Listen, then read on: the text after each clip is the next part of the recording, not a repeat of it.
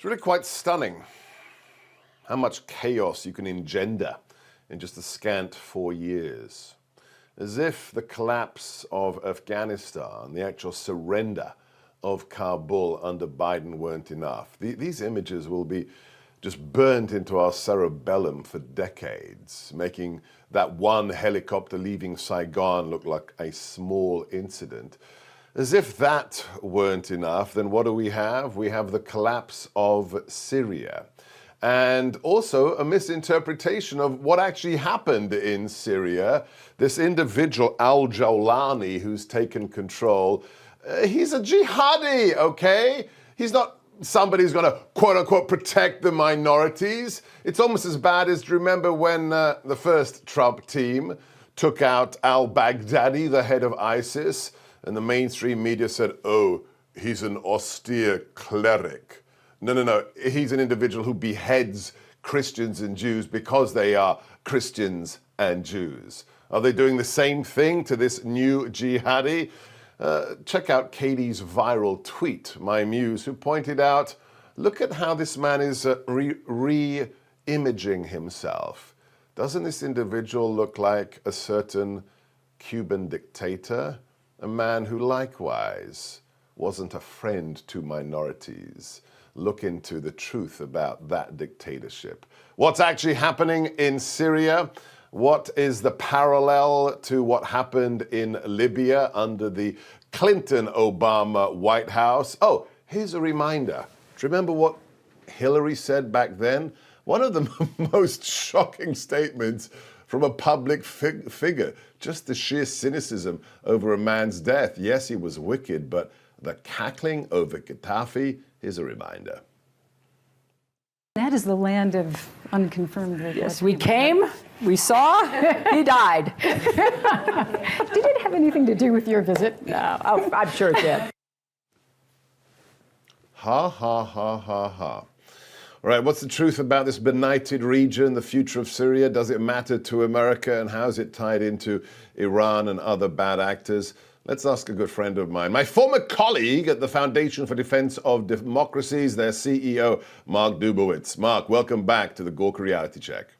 Thanks so much, Seb. Wonderful to be back. So Syria may not be on the radar screen of most American voters, but if you look at a map of the region, if you understand who Assad was buddies with, the ramifications since the October 7th slaughter of innocent Jews in Israel, and this whole corridor up through to the Kurdish areas, can you explain why we should be paying attention to the events in Syria? So, Seb, Syria is a long way away, but it's a very important place. I mean, first of all, we got U.S. troops there, so we've always got to be conscious of our men and women serving there. They're there because they were and are fighting ISIS, and ISIS obviously is a radical jihadist organization that was trying to build a caliphate in the heart of the Middle East, the size of a European country, and that would have been a launching pad for terrorist attacks, not only in the Middle East and Europe, but against the U.S. homeland. Syria has also been a playground for Putin, Vladimir Putin of Russia, and Ali Khamenei of Iran, that propped up Bashar Assad, who really committed genocide. 600,000 dead Syrians, 13 million displaced, and many of those refugees went to Europe, some to the United States. And in Europe, some of those refugees are causing serious problems for European governments as they bring the conflict in Syria to European streets. So that's a big problem. So what happens in Syria, Seb, doesn't stay in Syria, and Americans need to pay attention. Yeah.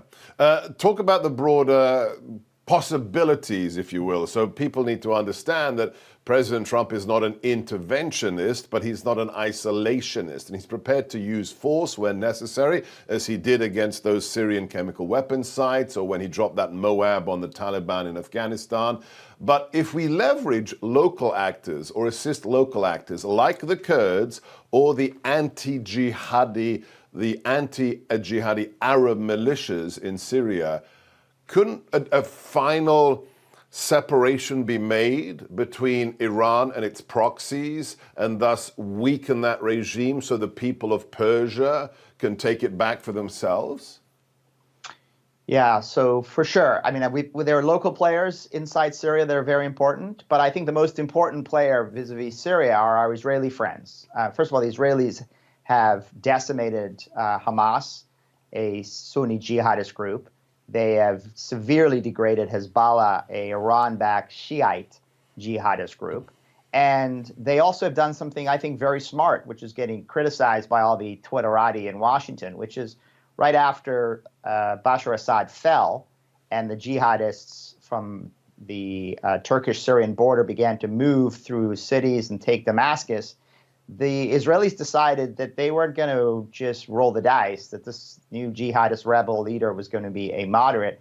They went in, Seb, and they bombed Syria's chemical weapons, their air force, their navy, their surface-to-air missiles, their strategic air defenses, because they don't want any of those dangerous weapons to fall in the hands of Syrian jihadists. And maybe this jihadist will end up being a pragmatic moderate, but the Israelis aren't taking any chances. So our Israeli friends did us a big favor by keeping the world's most dangerous weapons out of the hands of Syrian jihadists.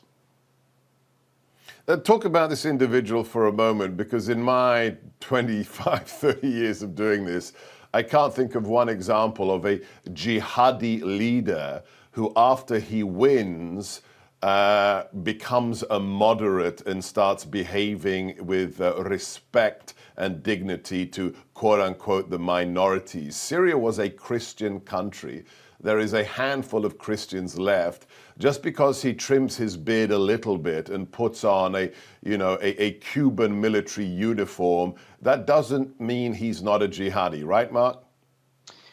I think that's right, Seb. I mean, it's amazing the rose-colored glasses that Washington seems to view the Middle East. I mean, I feel like a lot of people here should be covering the Midwest, not the Mideast, because they have the Western delusion that somehow these are going to become moderates. I mean, the reality of the Middle East is that people like al-Jalani are hardcore. They were hardcore al-Qaeda, al-Nusra. They worked with ISIS.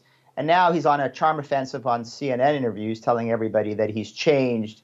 He's grown up in his midlife, and he's now going to become a pragmatist and will rule Syria on behalf of the Syrian people. Okay, great. Maybe that's true. Maybe that's true. But I think let's be deeply cynical that that's actually going to happen. And let's make sure that we are supporting our allies, the Israelis, the Kurds, the anti-jihadist Arabs, as you said, as well as the Jordanians, who really are going to pay the price if people get this wrong. All right, I want to thank you personally. I'm very excited that my new boss as of January the 20th will be a former fellow from FDD, Mike Waltz as National Security Advisor. And also I want to thank you personally for just this week making it possible for me to meet some of the families of the hostages who are still in captivity after October the 7th. Thank you, Mark Dubowitz, fdd.org, bookmark it today. Trump 2.0, are you ready? What's it going to be like? You are watching the Gorka Reality Check.